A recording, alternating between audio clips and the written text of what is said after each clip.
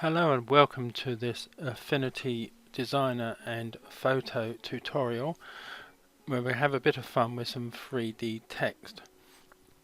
Now, I'm very sorry about the pronunciation here, but in the Facebook group that I run called Fans of Serif Software, Michael Mewson, and I do apologise to him for the pronunciation there, made this image of some 3D text with sort of particles flying around all around it. I mean, I like this so much I made it the group banner picture, and I sort of asked him how he had done the 3D effect.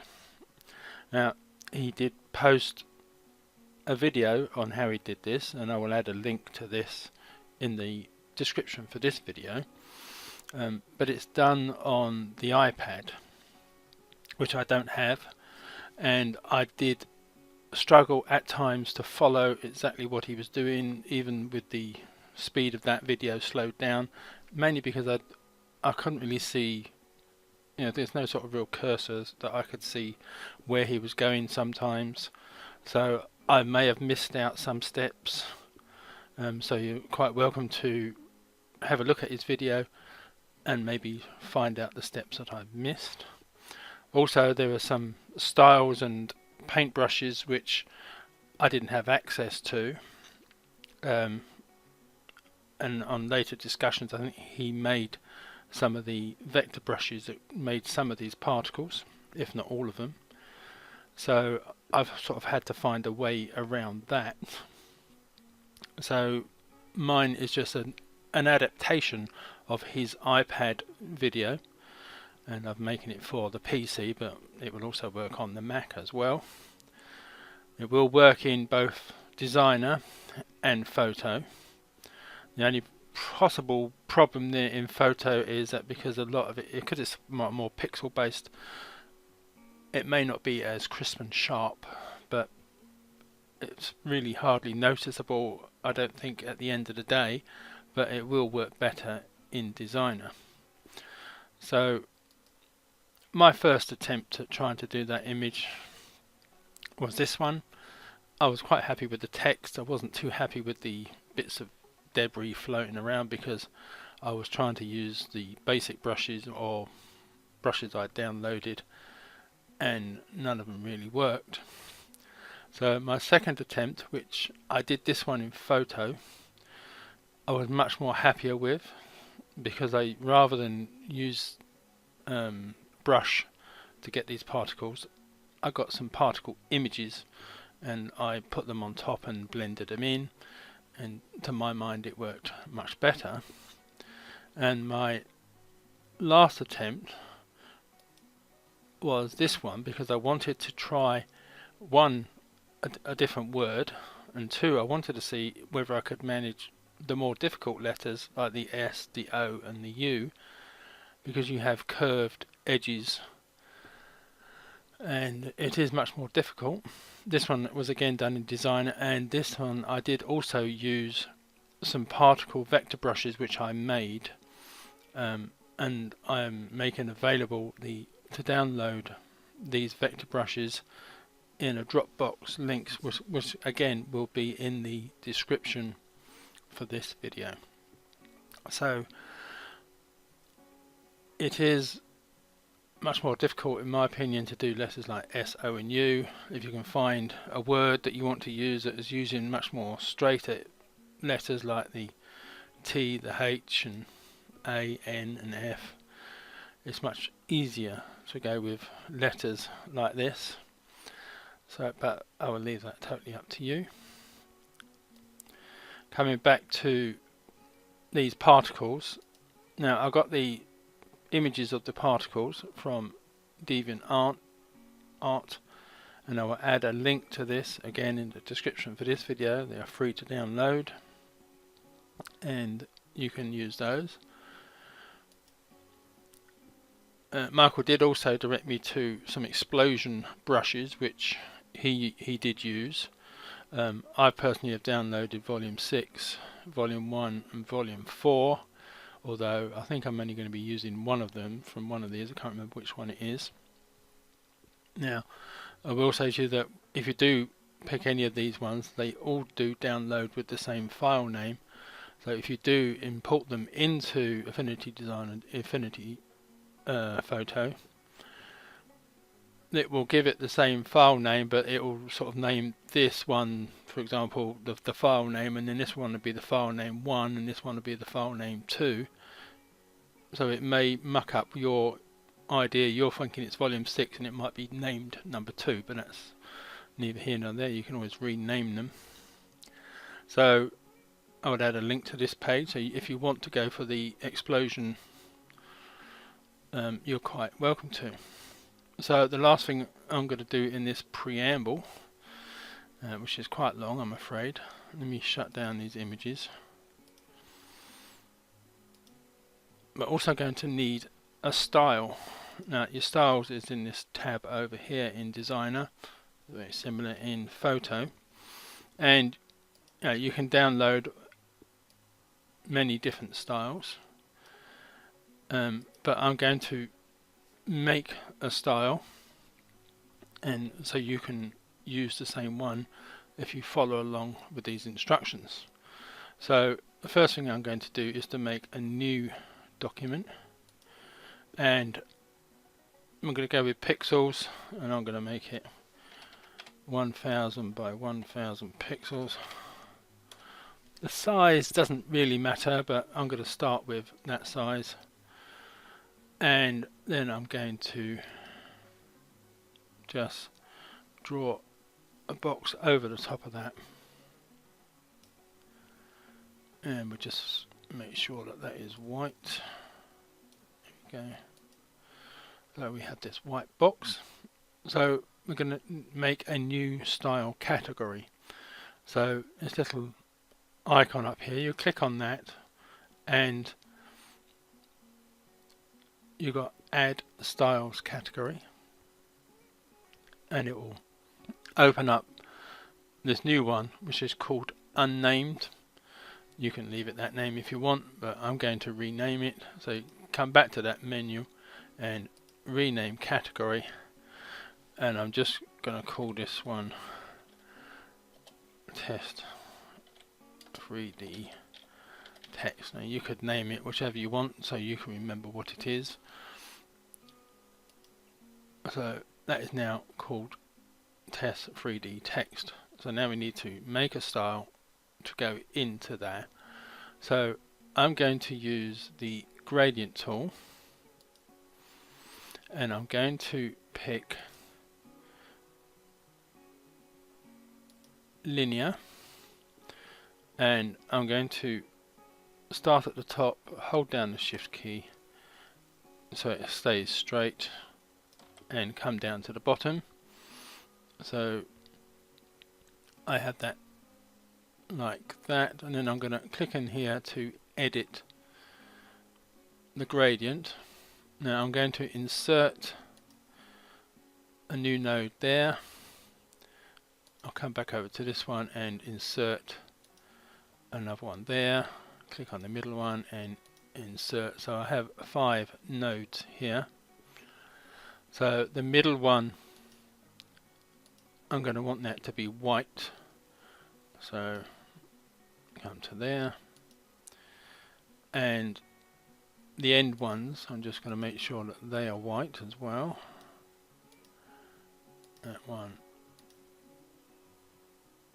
and that one, and then the 2 middle ones, I'm going to go, this time I think I'll go with swatches, and I'm going to go for not totally black, I'm going to go for, let's try 90%, and I'll make this one 90% as well. And what I'm just going to do, I'm going to click and move this a bit closer to the middle. The same goes for that one, about a similar distance. I can then alter this to suit my personal taste, so you don't have to do it exactly where I'm doing it, you can do it wherever you want. So let's make it about there. You could, if you want, sort of add more. Let's just, we'll add one there and we'll add one there. So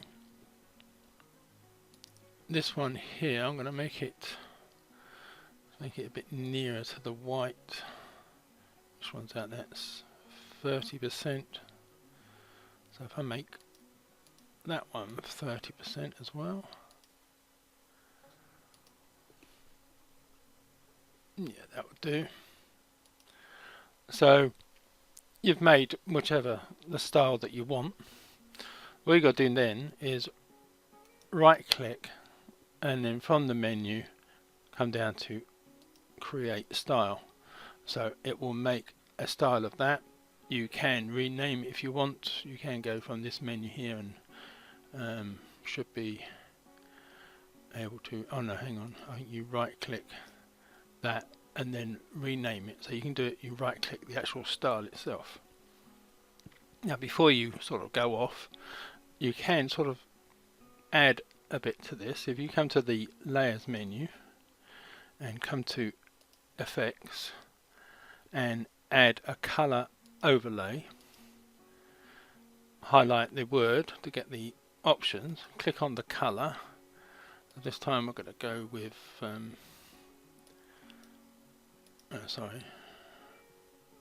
swatches we're going to go with let's try the hex slider, and we're going to go for sort of a nice goldy orange color. Change the blend mode to multiply, or you can pick any blend mode that you like the look of, but I'm going to go with multiply, and I'm going to close that and then just right click this again, create style, and come back to the style. So I've now got two styles from that one option. And what you could do then, if you wanted, is to click on one of these nodes, bring it over to this edge, and then click on the bottom one. I'm going to hold down shift in this time so it keeps it, if it will go with me. Come on. Alright, it's not going to swing it round, and then hold down shift. So I've got it going that way, so I can now right click this, create style, come back to my layers menu, bring up the effects, turn off that overlay, and then right click and create style. So from that one image I've made 4 new styles that you can use, and then you could tinker around with this and make more styles or change the colours from a yellowy gold to a red or a blue or whatever. So from this one box you could make as many styles as you want, but I'm going to leave it at those 4, and I don't need this anymore, so I will shut that down and I will reset things, be back in a while, and we can then start. Right, before I jump in and actually start this tutorial properly, there's one thing I did want to point out, that in Michael's image, like the middle letters here are bigger than the outside letters. They sort of go down in size as they go outwards.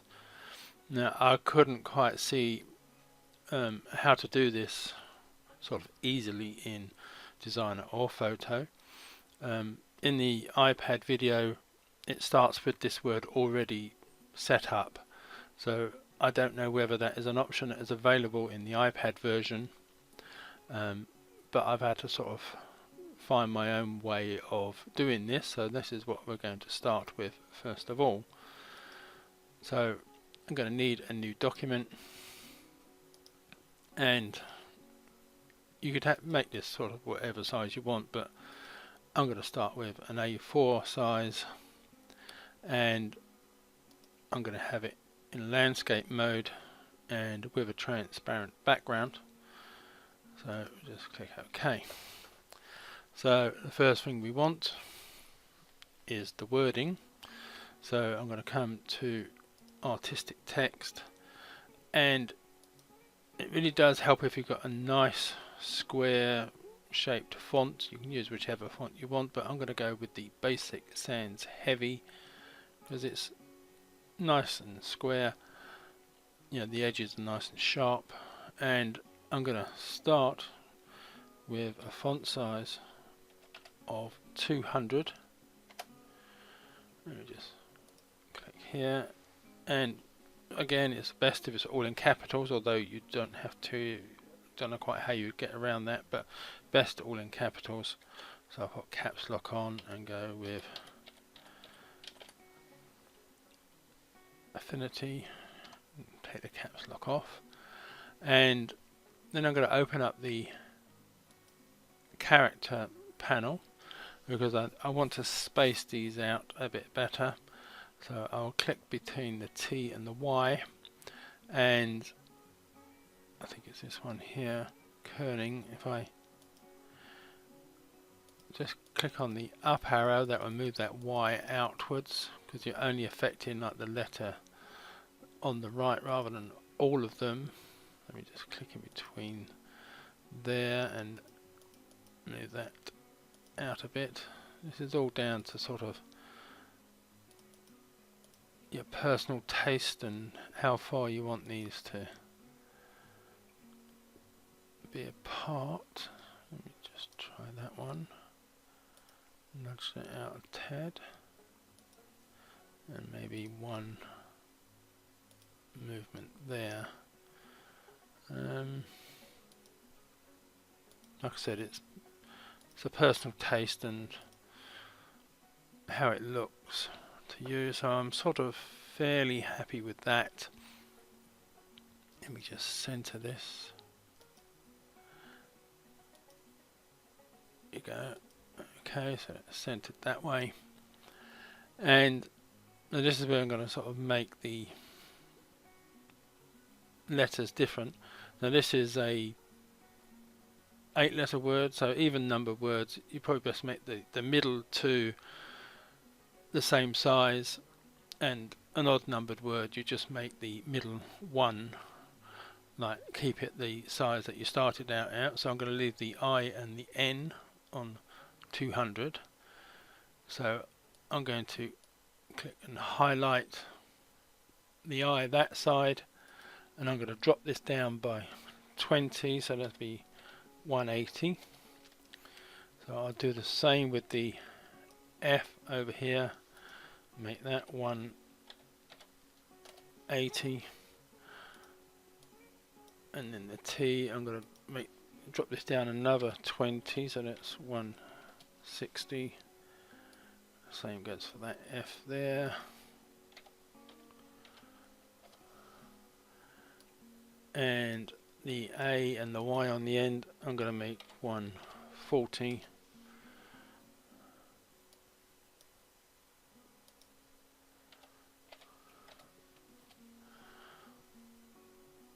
Alright, so I can close that panel, come off this tool second. So you can see, like, I've got them all the different sizes. The only thing is here they're not sort of all centered, because even on the text mode you don't sort of have access to the alignment. It's sort of greyed out. So this is where I'm going to, actually I do need that character panel still. I'm going to raise each of these letters up individually. So I'm going to start with the I and the F. So I'm going to highlight the I, and it should be baseline here, so it's the third one down, and I'm just going to raise this up to it's visually centered to the letter to that side. Now if you wanted, you could come to the move tool and click and drag down a guideline and put it at the top of your sort of first letter there. Come back to the text tool and highlight that one, and again you can move this up to the guideline, or like in this case, it still looks like there's a bigger gap between the top of the F and the bottom of the F, so I'm actually going to ignore that guideline slightly just to give me a better judge of that. So let's highlight the next F and move this one up again to its centered. And again, I'm only doing it visually. There's nothing overly precise here, so I'm just going to highlight the T, do the same thing with that, center it,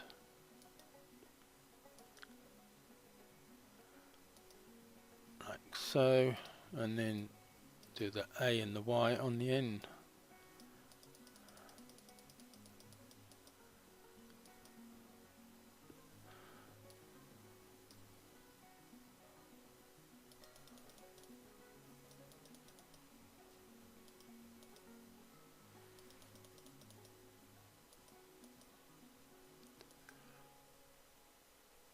Right, let me just check with that guideline. I'll bring that down to the top of the Y, and yeah, that A could probably come down a little bit.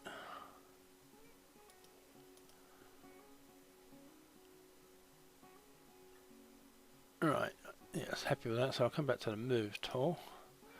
I'll close the character panel. I'll get rid of that guideline. Don't need that anymore. So now we've got the text sort of tapering out at the edges and fairly centered. So let me just recenter this again. Center, center. Okay. So at this point I'm going to save my progress and then I'll be back. Right, okay, I have saved my position. I would recommend that you saved your position quite a lot because there's a lot to do here, and if something goes wrong you could lose a lot of work, so I would advise saving quite often. So once you've got your text and you're happy with it, you're on the Move tool, and right over in the top right here you've got a button that says Convert to Curves. Click on that and that will make that layer into a group, and in that group you have sort of a layer for each letter. So what I'm going to do now is I'm going to duplicate this group twice. So I'll just right click and come to duplicate and then duplicate again. Now to be honest, I'm not 100% certain why Michael did this twice. You probably may get away with only doing it the once, but I'm trying to stick as close to Michael's original iPad video, and maybe there is a good reason why there is a middle group, but so I've done it and I'm going to leave it there. So with the top group highlighted, I'm going to change the color of the letters in this group to white. So I can come up to the color panel here, and I'm going to change the color to white,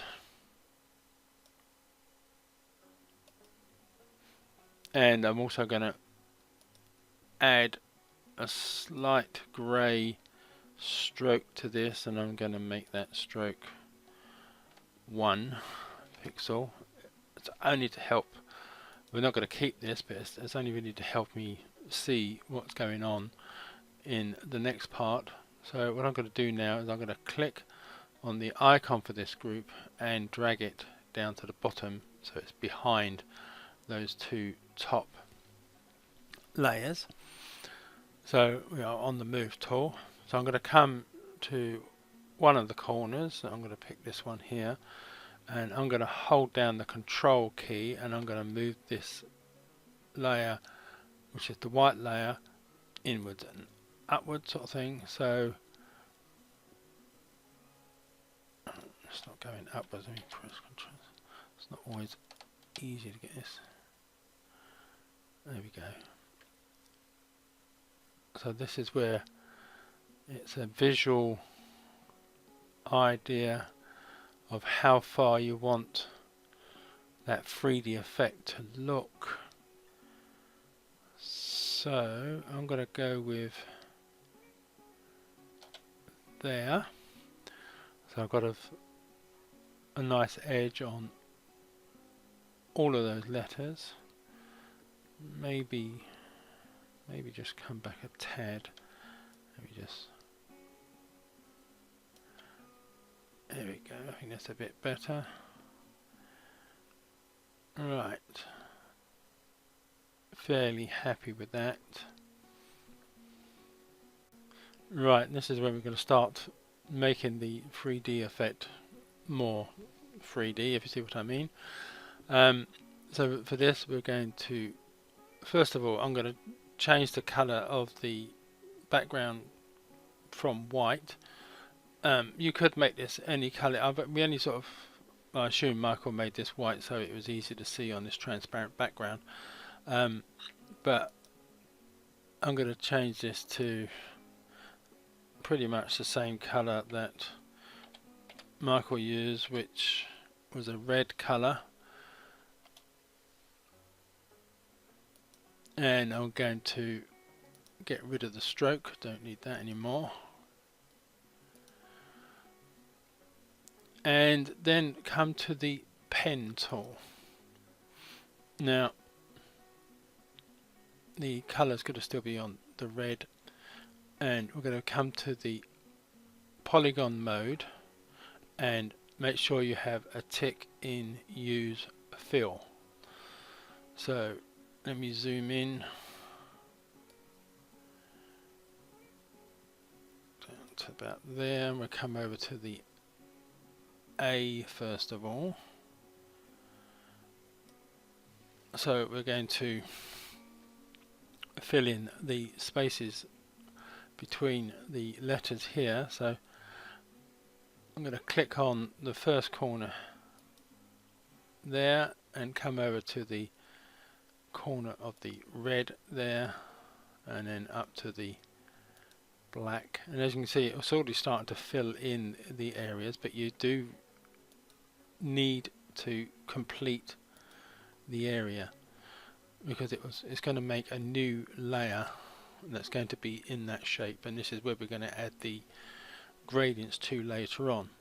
So when you get to the end, this last node will be blue. If you double click on that and turn it white, we can now go off somewhere else without it sort of trying to start a new line. So again, I'm going to start in this corner here, up to there,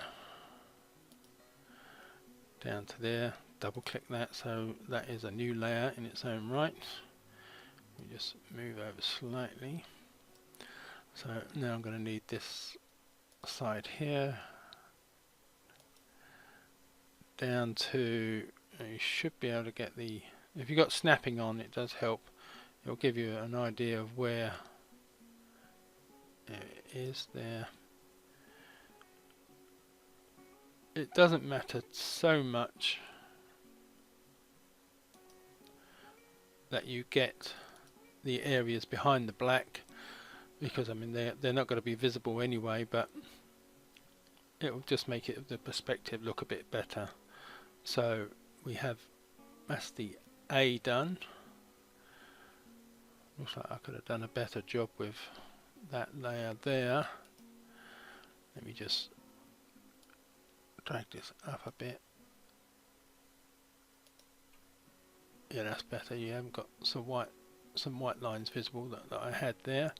So moving on to the F. Just need to zoom out once, I think. So I'm going to start with this bottom area here. Click on there.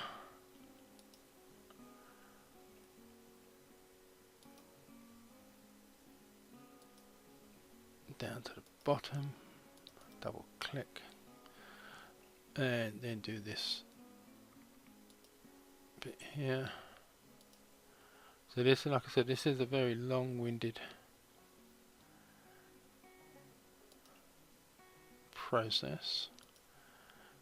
So at some point in a minute I'm going to have to sort of either pause the video and speed it up or something. I just want to do the first few letters at normal speed.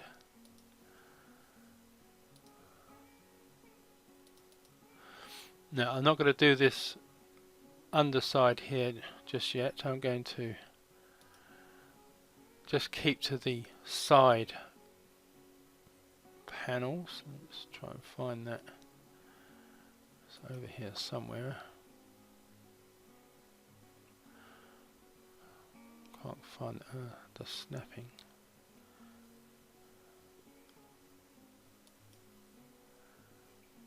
And there, so that really should be coming down here somewhere. I don't know why the snapping bit's not working. It should.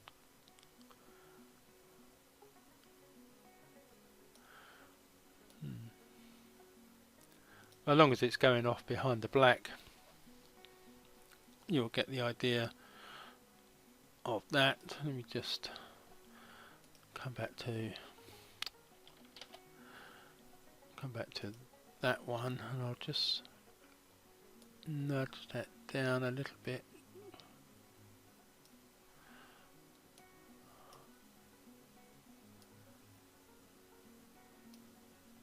Sometimes the snapping can be a bit of a pain. Helpful sometimes and a pain at other times. So, because the snapping was forcing that to go where I didn't want it to go. Right. Let me zoom out again. I'll put the snapping back on. So that should be all of that F done. Let's come to this second F and do this one.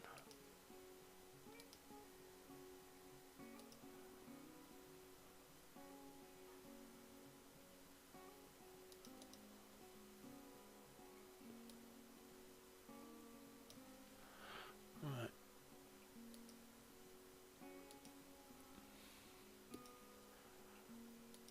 So I'm not being as precise as I should be really, but I'm trying not to take up too much time.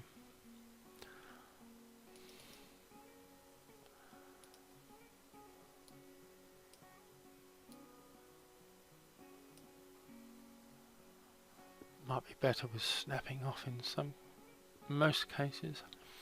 Right.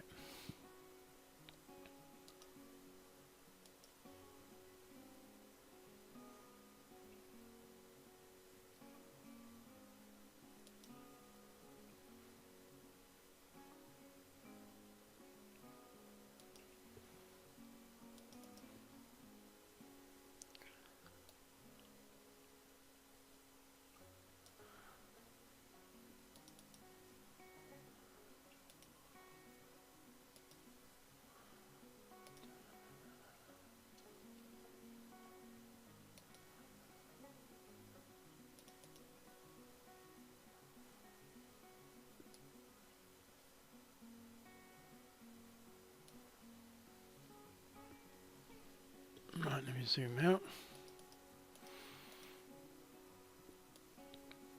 So just double checking I've got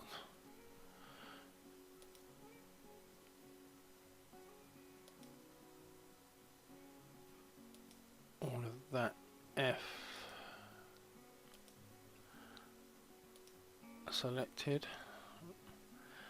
Right, so that should be all of the first four letters. Let's zoom out again.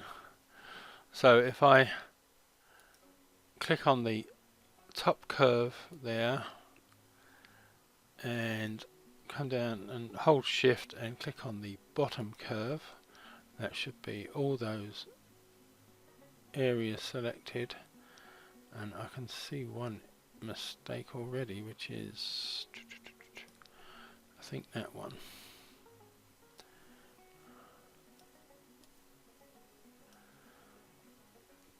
Yes, that should be come into that corner there. These are very minor mistakes that are easy to make. And let me just do a final check. I'm trying to see whether I've selected that bit there.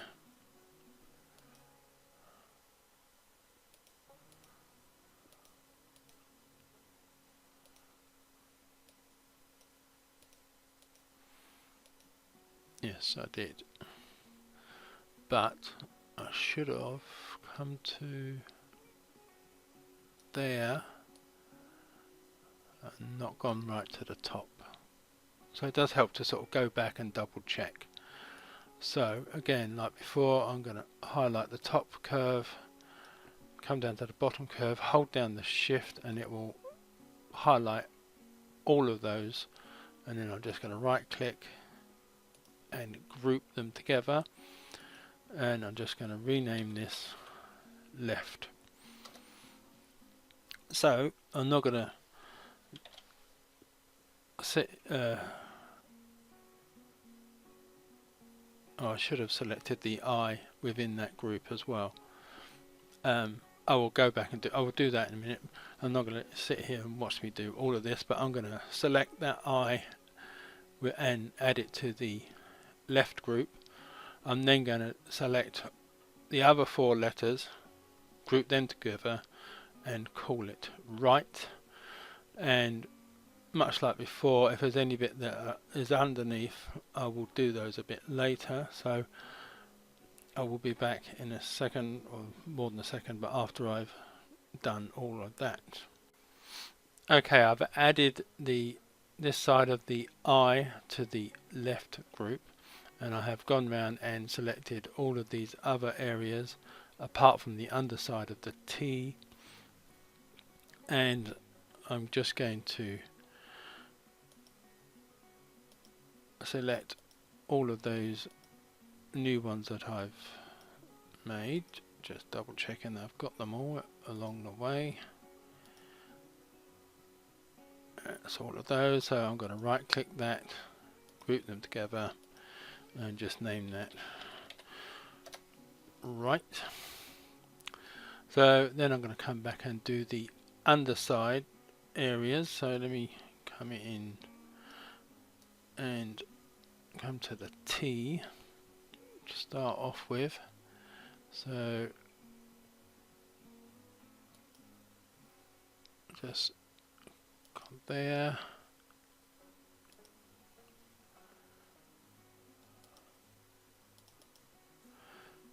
do that one.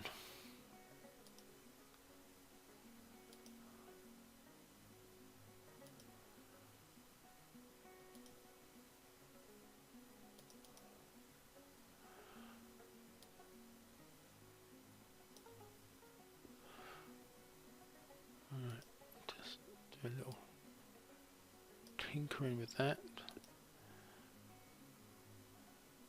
Right, and then move over to the F's over here. So we got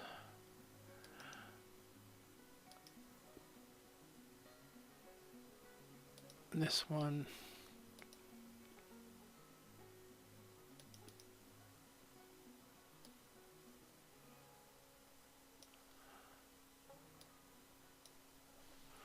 Right, yes, happy with that one. And then the last one.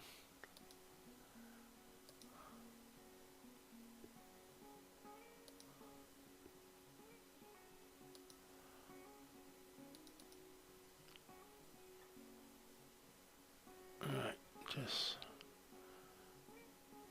come off that a second. That one looks okay. I'll just nudge that into the corner a bit more, I think.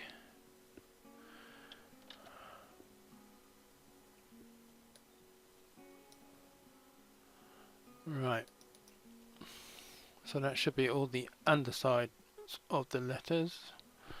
So again, I will just highlight all of those and group them together and call them bottom. Control and 0 to come outwards. And just come off that tool a second. So that is the word made into a 3D effect, and all these different side panels and under panels are all grouped together in their own individual groups.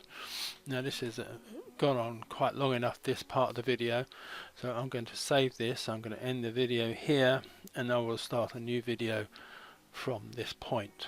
So this is the end of part 1. So thank you for watching so far, and see you in part 2.